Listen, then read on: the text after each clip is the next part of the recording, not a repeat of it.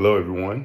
This is Robert Newkirk, and I'd like to welcome you to our YouTube channel entitled Budgeting in Three Dimensions. As I said before, budgeting in three dimensions is a philosophy. Budgeting in three dimensions is a mindset. Budgeting in three dimensions is a new technique that will allow you the opportunity to become successful in your money management endeavors. Now, to tell a little bit about myself, I'm a graduate from MIT.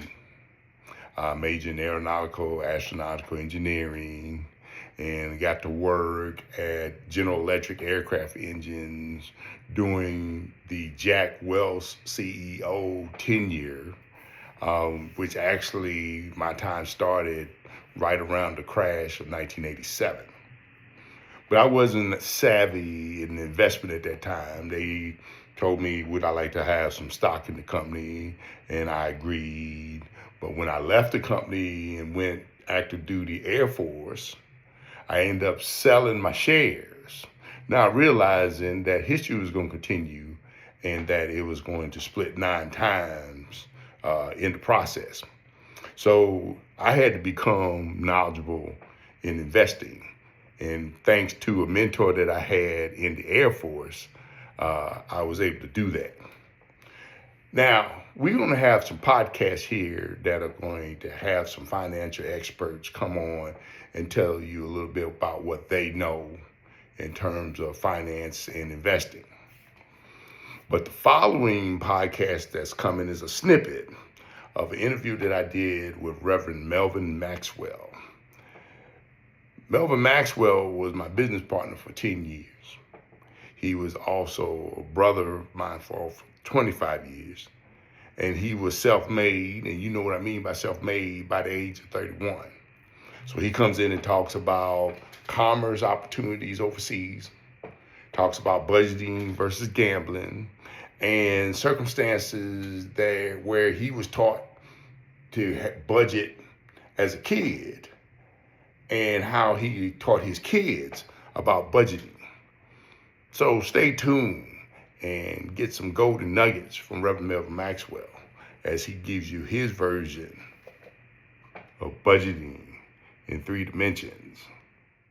So I wanted to shift our focus a little bit into our students that are coming up and are just becoming exposed to finances and budgeting for the first time.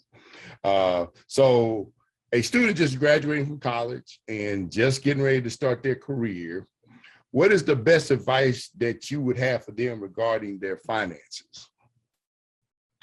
Wow, that's a great question, Robert. I would break it into a couple of parts. First, I would tell them to do a full assessment, make sure they understand their debt position coming out of college. If they had a lot of student debt and they took on, there's sometimes their parent takes some of it and some of it is theirs. They need to be clear about what that load is. As the parents are servicing some of that debt or that loan is in their name. And even if it's in the parent and the student name, they should be aware of that and its implications, how many years they have to play it, and be careful of taking that out to long periods of time. Really deal with that debt. The other thing I would say to them, the day for working in a company for 30 years and getting that job and staying with them is over. That opportunity don't exist no more. So they should kind of like target the career in their career field to get that job, but they should also be creating other revenue streams in their career under their own branding, if you will, because every person today is a brand, and begin to start building a business on the side and creating multiple revenue streams, because they will not be able to service their debt, be able to live in their own place and be able to do all the things they need to do by just one income stream, unless they get paid a lot of money coming out of college. There's some rare cases that does happen. The jobs are robust right now because so many people didn't return back to work. So go ahead and pursue, but know your value. Don't expect because you was an A student that you're going to get the top job automatically, but you still should have some type of knowledge of your value, your ability and skill sets. Hopefully you did some interning while you were in school. That makes a big difference on the job you can get coming outside. Okay. Well, if that's the case, I always want to do the counterbalance in terms of if that's the best advice that you give. What's one of the worst financial pitfalls that a graduating student should be aware of upon starting his or her career? Well, it's the same pitfall that happens in college, is that you get 100 applications for credit cards. Everybody's offering you credit. They are offering you credit cards when you come out of, when you graduated, because they know there's a problem. Master and Visa got your name. They know how much debt you already have, but they're still going to offer you credit. They're going to offer you all kinds of deals and ways to roll this debt into another credit card, and it just keeps perpetuating the debt. You need to just make a decision that you're going to confront your debt. You're going to put a budget together to start servicing that debt and a plan to get out of it as soon as possible. Don't stay in debt for 25 years, but really have a budget plan that you service your debt so you can be free of it, and so you can leverage your income to do greater things later on. Okay. Now, you had made mention that with the pandemic and COVID-19, that created an opportunity for wealth building. Yes. In your opinion, what is the best thing that people can do now in 2021 as we start to go into 2022 to rebound from those economic setbacks of 2020 that were due to COVID-19? Yeah, again, I say one, finding a business that solves some of the problems that's created by COVID-19, one. But two, I think that if there's a group or some close confidants that you have a good trust with, create a business with a few people, a few investors, and go and do it. Take the risk now, because I think that there's so many disruptions in the business cycle of the world that presents a lot of opportunity. Sometimes you don't have the resources by yourself, but bring some people together and some partners to a business so you can launch now. I don't think you want to wait, because you keep saying, I'll wait till I get this amount of dollars, and it may be 10, 15 years before you do it. But if you get a good business plan and you've got some good confidants who are like-minded about debt, like-minded about budget, and you got different skill sets, sit down and create a business that's designed to solve problems coming out of COVID-19. And each one of you invest a little bit toward that business, and you'll have a great opportunity to leverage a lot of money. And I appreciate the fact that you said, get with other people and mastermind a business that solves solutions. And one thing that students should definitely take note is the network of people that they have while they're in college. Do That's not right. lose that network once you leave. And I think that's one of the biggest lessons learned that I had took, is that I really didn't take advantage of the network that I had while I was there. And that's right. They're assets. Those are assets. That they are assets. Yes. They are assets for your life. They are assets for your future. They're opportunities. These are people that you went with, that you kind of embedded. They're part of your DNA in college. You should leverage that opportunities. And there's some systematic learning that they came through, that you came through, that makes you a lot more like-minded than a lot of other people. And the professors you had, the books you read, you want to marry up with some of those students for the long term, because they will be the ones that'll be assets and help you save money and make a lot of money. Absolutely, absolutely. One thing that our course that we talk about, and that course, you can find that on www.jwamoney.com. And the purpose is to bring people to the first level, which we call financial security. And what I would like to do is just kind of see, what is your personal definition of what you consider financial security? Well, I think financial security, again, is knowing your income, knowing your expenses, and having a strategic plan that's centered around a budget, where you are now and where you want to go. Secondly, I would add that, when we talk about building wealth, a true wealth is when you own your own time, when your time belongs to you. And so you should be starting at a young age, putting together a budget plan that leads to wealth, that you can own your time. And once you can own your time, you can choose where you put your effort and your energy and be very strategic of how you're going to impact the world. And we need all these students to not only be selfish about themselves, but to be other-centered, because we need young people that's going to impact and change the world and make the world better. Okay.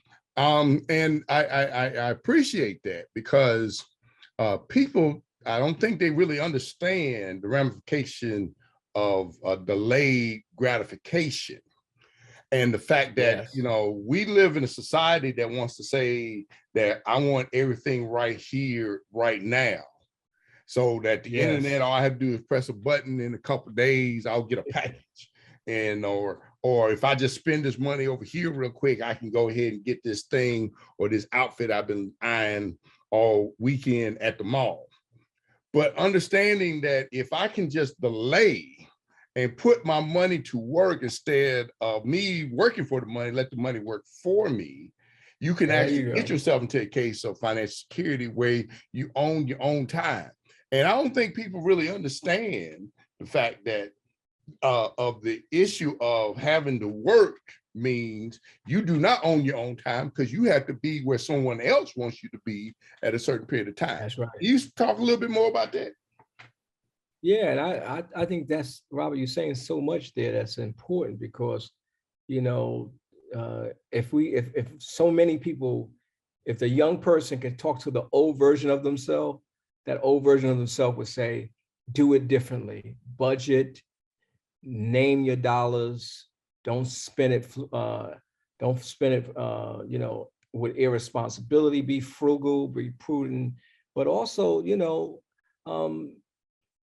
get information, continue to learn about finances. Don't settle on just one thing. I'm so appreciate what you're doing in your course, because you increasing their level of literacy and understanding of finances, but they got to keep going and keep growing, because it's unlimited amount of information and books and resources about finance. But you want to make sure that you come up with your own fiscal philosophy that has a basis of understanding and grounded in budgeting, grounded in quality investments, and grounded in continue to learn. Because there's so much things in the world that's shifting and changing in the financial world. There's so many things, so many people offering you a great deal and a great business. You got to be able to know, if they can make money by tomorrow and be a billionaire, run, because it's not going to happen. No one wants to take their time to build. And so you got to kill the spirit of entitlement, thinking you're entitled to have what you want when you want. You got to earn your way to a place, because that spirit of entitlement is a trap. It's a pit that will choke off your future. You got to work hard, invest, and have a strategic plan, budget continuously. Don't have just one budget, but have a budget meeting that's built into your year. I think you should have a budget time, even with yourself, at least once a month, and say where you are and talk about how did you do, and critique yourself and keep building that budget. Especially if you're doing a debt elimination, which I did as a kid, 20 years old. I was rolling my debt. My wife and I was working 3 jobs, and we would pay off one debt and roll down that debt to the next, the money down to the next, and kept using that rolling plan. And we became debt free in 3 years, which positioned us in our marriage and our family in a different way. I think these young people today need to want to work to get where they need and stop trying to get a pass through. You're not entitled to anything. You can work it, you can earn it, you're smart, you're gifted, but definitely have multiple revenue streams in this world today to be successful. Okay. And I definitely wanted to point out the fact that you said that you actually learn from what you actually spent previously. Yes. Because that is actually the third dimension of our budgeting course, is doing the summary budget to where I come to the end of the month and now I look back, and if I see that, oh shoot, we spent $500 in Kentucky Fried Chicken, we don't need to be eating that much chicken. Now you give yourself an opportunity to cut back. And next thing you know, you got some investment capital.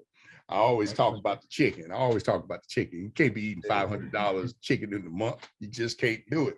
It sounds good. I'm hungry now because you start talking about it. But you're right, you can't. But you got to critique your budget. You got to see your progress. When you make mistakes in a month, and also have a plan in your budget for unexpected things that come up, the car breaks. So we have that built into our budget. We always have part of our budget going for car repairs, or making sure we have a maintenance program in our car, for repairs that occur in the house, and other contingency budget that you need to do within your budget to be able to keep it solid. But you got to assess it and see how you do on a progressive month-to-month basis. Okay. Well, I certainly want to thank you for taking the time and coordinating the time differences from overseas to get over here so that we can coordinate and actually do this podcast. This has been outstanding, great. I really appreciate the opportunity to have this conversation with you. And yes, I think there are a lot of people that are going to benefit greatly for just having the opportunity just to sit down for a few minutes and listen to us go back and forth. So I really appreciate your time and so forth. And as far as everybody else, that's the finality of our interview with Reverend Melvin Maxwell in our podcast series called Budgeting in 3 Dimensions. Everybody have a great weekend. Have a nice day. This is Robert Newkirk, and I would like to thank you for tuning in to our YouTube channel. I certainly hope you were able to absorb some valuable golden nuggets while you were watching our videos. If you appreciate what we have to offer and have the cravings for more, be sure to subscribe to our channel. Also like and comment on our channel as you see fit, and stay tuned for more videos and updates as they come along. And also be sure to visit our website, robertfnewkirk.com. Thank you once again, and I look forward to seeing you on the next video.